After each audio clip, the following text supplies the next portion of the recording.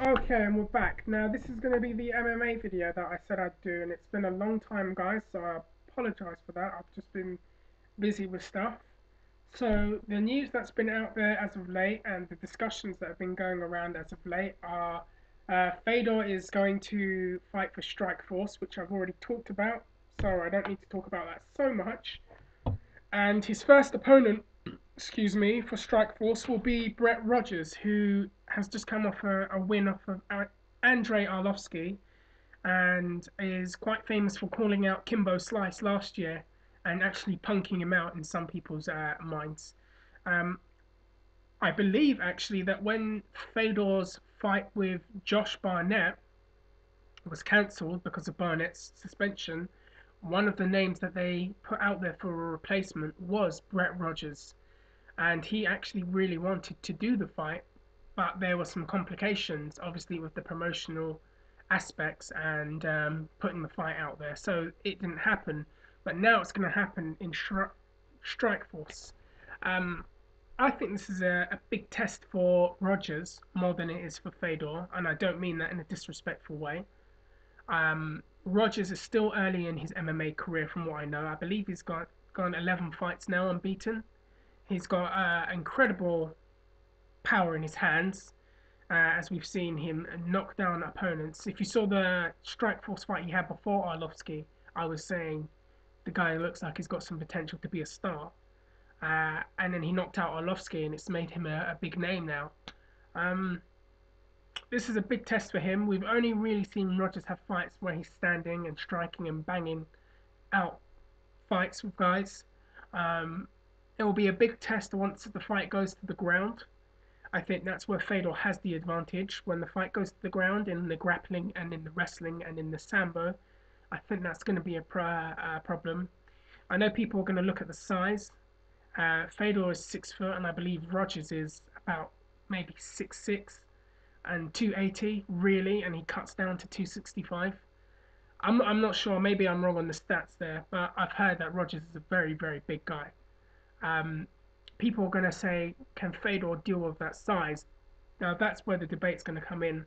If Rogers can use his frame effectively enough, a la Brock Lesnar, a la like Brock Lesnar has, then he could cause some problems for him. I don't know if Rogers has the wrestling to be a problem for Fedor. I've noticed that when Fedor fights wrestlers, they seem to give him a bit more of a hard time, and he can be taken down at will. I think Rogers has got the power to knock Fedor down in his fists. That doesn't necessarily mean he can win, but I mean he can knock him down and put him in a very vulnerable position from the stand up. All in all, I think this is going to be a big fight for Strikeforce anyway. It's not going to be a pay-per-view fight. It's a TV fight, and I think it's November. The announced date is going to be for it.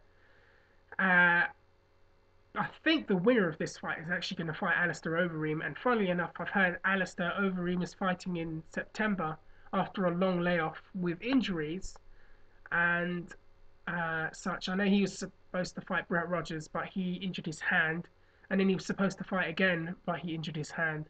So they've had to cancel two fights involving Alistair Overeem. And I also know that people were saying Overeem should fight Fedor, and I know Overeem himself has said he wants to fight Fedor.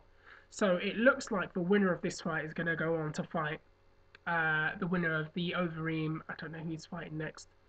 I think it's Overeem and Verdum. I'm not sure. I'm probably wrong. The winner of the Overeem title fight will fight the winner of the Rogers Fedor fight. And I know in a lot of promoters' minds and fans' minds, they really want to see Overeem and Fedor.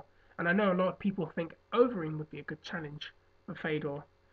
Other than that, the other news that I've heard out there is that Quinton Jackson and Rashad Evans' fight has been cancelled or postponed. Sorry, not because of any injuries, no, but because Quinton is going to shoot a film, the A Team, uh, towards the end of this year. So he needs the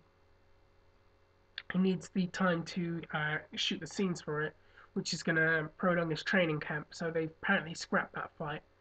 I must say I'm very disappointed to hear that because tough enough, tough enough. Sorry, the Ultimate Fighter 10 is about to start in just a matter of days, and apparently this is going to be the best season yet. It's going to rival season 3 apparently, and season 8. Apparently, it's going to be on par with those seasons. There's so many elements coming into it, given off the fact that Quentin Jackson and Rashad Evans had the stare down that they had, and it got all intense. And then they had the trash talking between each other on the radio shows. And then at UFC 100, they had a bit of a pull apart. And apparently, Dana White has been going out saying this has been happening almost every scene that we filmed for The Ultimate Fighter. Something with those two is kicked off. Not to mention Kimbo Slice is on there, and then for all the die-hard MMA fans, you've got someone like Roy Nelson on there. It's a big season, so many things are going to happen. And unfortunately, there's going to be no payoff in the fact that we won't see the coaches fight for maybe not till next year, maybe March or February. But I'm just throwing out a date out there, which is disappointing. I don't think there's anything else I can cover. I know a lot of people want me to talk about Brock Lesnar and Bobby Lashley. I know that's a fight that's not even going to happen. They're not even in the same organization. But a lot of people have messaged me asking me about what would happen if that fight goes. Where would it go? What would happen?